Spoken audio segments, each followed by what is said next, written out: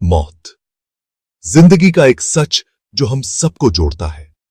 लेकिन इस दुनिया के बाद क्या है, यह रहस्य आज भी इंसानों को सोचने पर मजबूर करता है। आखिरी सांस लेने के बाद क्या होता है?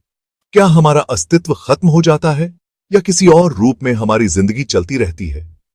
यह गहरा सवाल सदियों से गूंज रहा है, हमारे विश्वास, मूल्य और संस्कृति को आकार देता है।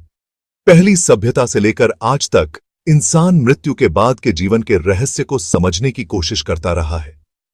प्राचीन काल के दफनाने की रस्में, भव्य मकबरे और अनगिनत कहानियां और किंवदंतियां, ये सब हमारी उस इच्छा को दर्शाते हैं कि हम मौत को समझना चाहते हैं और अपनी मृत्यु के सामने भी जीवन का अर्थ खोजना चाहते हैं।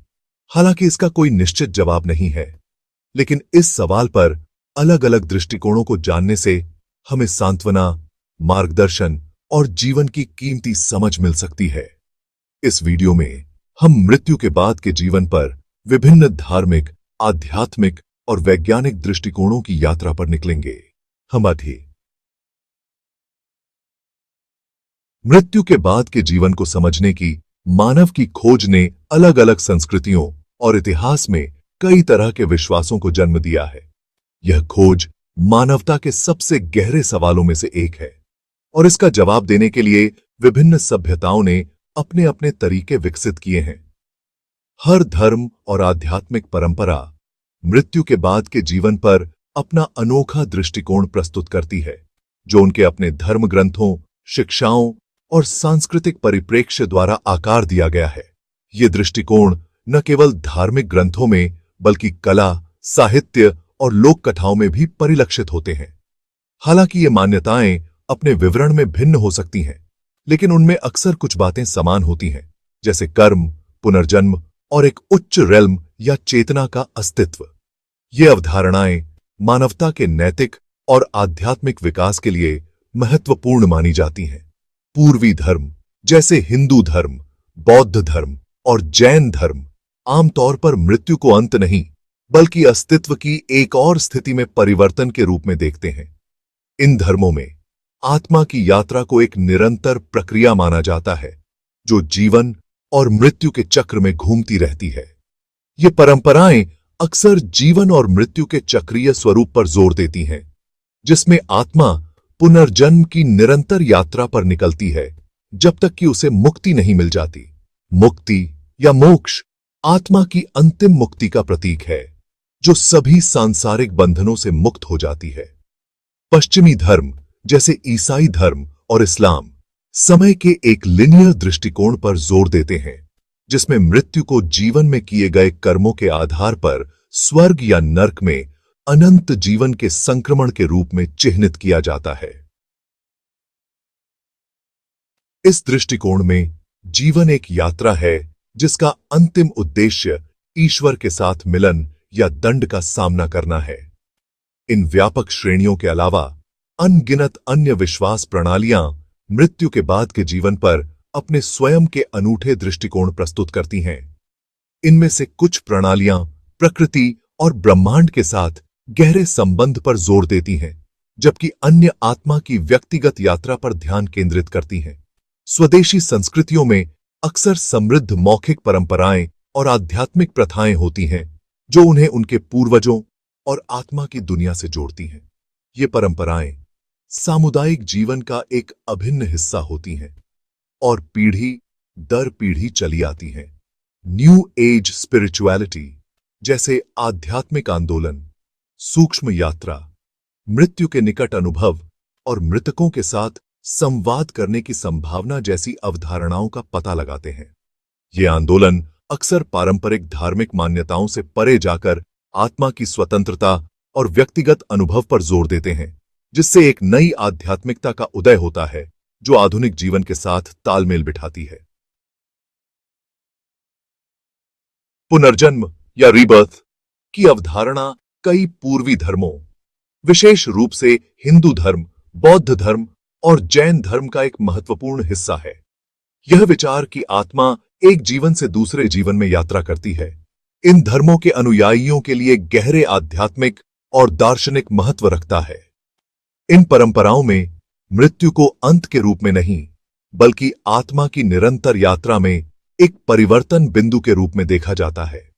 मृत्यु के बाद आत्मा का अस्तित्व समाप्त नहीं होता, बल्कि यह एक नए जीवन में प्रवेश करती है, जो पिछले जीवन के कर्मों से प्रभावित होता है। जैसे हम पुराने कपड़े त्याग कर नए कपड़े धारण करते हैं, वैसे ही आत्मा मृत्यु के समय अपना भौतिक शरीर त्याग देती है और एक नए जीवन में पुनर्जन्म लेती है। यह प्रक्रिया आत्मा की शुद्धि और विकास के लिए आवश्यक मानी जाती है, जिससे आत्मा अपने अंतिम लक्ष्य मोक्ष या निर्वाण की ओर अग्रसर होती है। माना जाता है कि जन्म, मृत्यु और पुनर्जन्म का यह चक्र तब तक चलता रहता है जब तक कि आत्मा को मुक्ति नहीं मिल जाती, दुखों के चक्र से मुक्त होकर आत्मज्ञान की स्थिति प्राप्त कर लेती है। यह मुक्ति आत्मा के लिए अंतिम स्वतंत्रता और शांति का प्रतीक है। माना जाता है कि प्रत्येक पुनर्जन्म की विशिष्ट परिस्थितियां कर्म, कारण और प्रभाव के नियम द्वारा निर्धारित होती हैं। कर्म का सिद्धांत यह बताता है कि हमारे कार्यों का प्रभाव न केवल इस जीवन में बल्कि भविष्य के जीवन में भी पड़ता है। इस जीवन में हमारे कर्म अच्छे और बुरे दोनों कर्म के बीज बोते हैं, जो उचित समय पर या तो इस जीवन में या भविष्य के जीवन में फलित होंगे। यह विचार हमें अपने कार्यों के प्रति जागरूक और जिम्मेदार बनाता है, क्योंकि हम जानते हैं कि हमारे कर्मों का प्रभाव हमारे भविष्य पर पड़ेगा, जबकि पुनर्जन्म की अवधारणा मृत्यु के बाद चेतना की निरंतरता को समझने के लिए एक रूपरेखा प्रदान करती है। यह पहचान स्वतंत्र इच्छा और आत्मा की प्रकृति के बारे में भी गहरे प्रश्न उठाती है। यह हमें आत्मा की अनंत यात्रा और उसके अंतिम उद्देश्य के बारे में सोचने पर मजबूर करती है, जिससे हम अपने जीवन को अधिक अर्थपूर्ण और उद्देश्यपूर्ण बना सकते हैं। कर्म की अवधारणा कई पूर्वी धर्मों, विशेष रूप से हिंदू धर्म, बौद्ध धर्म और जैन धर्म के ताने बाने में गहराई से बुनी गई है।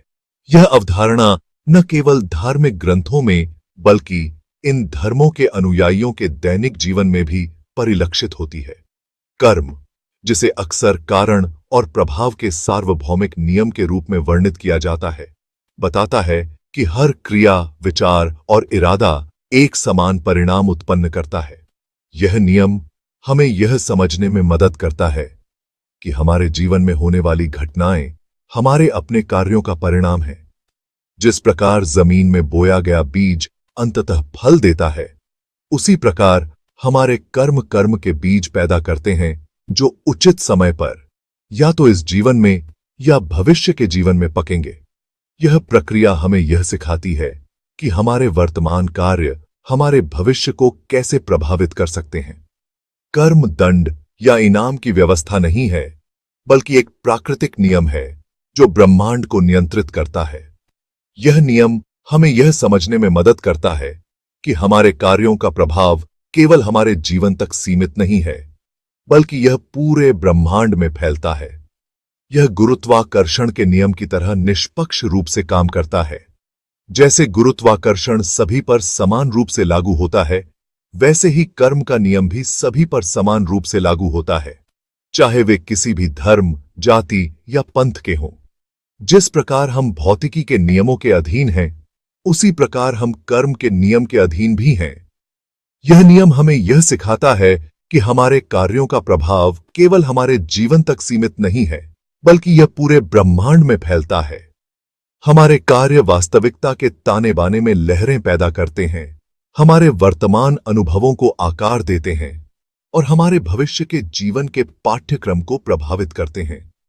यह नियम हमें यह समझने में मदद करता है कि हमारे कार्यों का प्रभाव केवल हमारे जीवन तक सीमित नहीं है, बल्कि यह पूरे ब्रह्मांड में फैलता है। कर्म को समझना हमारे कार्यों के प्रति जवाबदेही की भावना प्रदान कर सकता है, हमें अधिक जागरूकता और इरादे के साथ जीने के लिए प्रोत्साहित कर सकता है। यह समझ हमें यह सिखाती है कि हमारे कार्यों का प्रभाव केवल हमारे जीवन तक सीमित नहीं है, बल्कि यह पूरे ब्रह्मांड में फैलता है। यह दुखों के समय में सांत्वना भी प्रदान कर सकता है, हमें याद दिलाता है कि हमारी वर्तमान परिस्थितियां पिछले कार्यों का परिणाम हो सकती हैं। यह समझ हमें यह सिखाती है कि हमारे कार्यों का प्रभाव केवल हमारे जीवन तक सीमित नहीं है, बल्कि यह पूरे ब्रह्मांड में फैलता है। नेक कार्यों, विचारों और इरादों के माध्यम से सकारात्मक कर्म पैदा करके हम अपने और दूसरों के लिए एक अधिक सामंजस्यपूर्ण भविष्य बना सकते हैं। यह समझ हमें यह सिखाती है कि हमारे कार्यों का प्रभाव केवल हमारे जीवन तक सीमित नहीं है, बल्कि यह पूरे ब्रह्मांड में फैलता है।